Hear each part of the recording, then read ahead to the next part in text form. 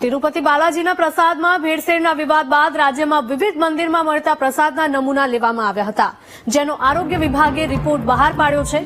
રિપોર્ટમાં દ્વારકા જગત મંદિરમાં મળતા પ્રસાદને વેરી ગુડ ગ્રેડ આપવામાં આવ્યો છે, ત્યારે દ્વારકાધીશ મંદિરમાં મળતો પ્રસાદ ઉત્તમ ગુણવત્તાવાળો હોવાનું સામે આવ્યું છે। પ્રસાદને હાઇજેનિક બાબતે વેરી ગુડનું ટેગ મળતા શ્રદ્ધાળુઓમાં સંતોષની લાગણી છવાઈ છે। Food safety and standard authority of ઇન્ડિયાએ પ્રસાદ ઘરમાંથી પ્રસાદના નમૂના લઈને ચકાસણી માટે મોકલ્યા હતા, જેનો હકારાત્મક રિપોર્ટ આવતા દ્વારકાધીશ મંદિરના ભક્તોની આસ્થાનું સન્માન જળવાયું છે। મંદિરોમાં જે પ્રસાદ વિતરણ થાય છે તેના સંદર્ભે પ્રિન્ટ મીડિયામાં અને ટીવી ન્યૂઝ મીડિયામાં જે અલગ અલગ સમાચારો પ્રસિદ્ધ થતા હતા, જેના રેફરન્સમાં દ્વારકાધીશ મંદિરમાં જે પ્રસાદ વિતરણ કરવામાં આવે છે તેમનું પણ ટેસ્ટિંગ કરવામાં આવેલું હતું।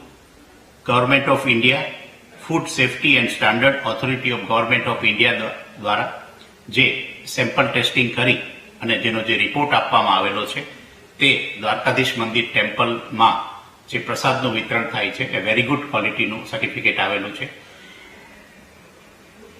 આ ઉપરાંત દ્વારકાધીશ મંદિરમાં જે પ્રસાદ બનાવવાની કામગીરી, પ્રસાદ વિતરણની જે કામગીરી થાય છે તેમાં વહીવટદારશ્રી, મંદિરના પૂજારીશ્રીઓને પણ સૂચના આપવામાં આવેલી છે કે હાઇજીનનું ઉચ્ચતમ ધોરણ જળવાઈ રહે તે માટેના પ્રયત્ન કરવા, કે શ્રદ્ધાળુઓની આસ્થા પોતાના મંદિરમાં ભગવાનના દર્શન કરવા આવે છે તેની સાથે જળવાઈ રહે।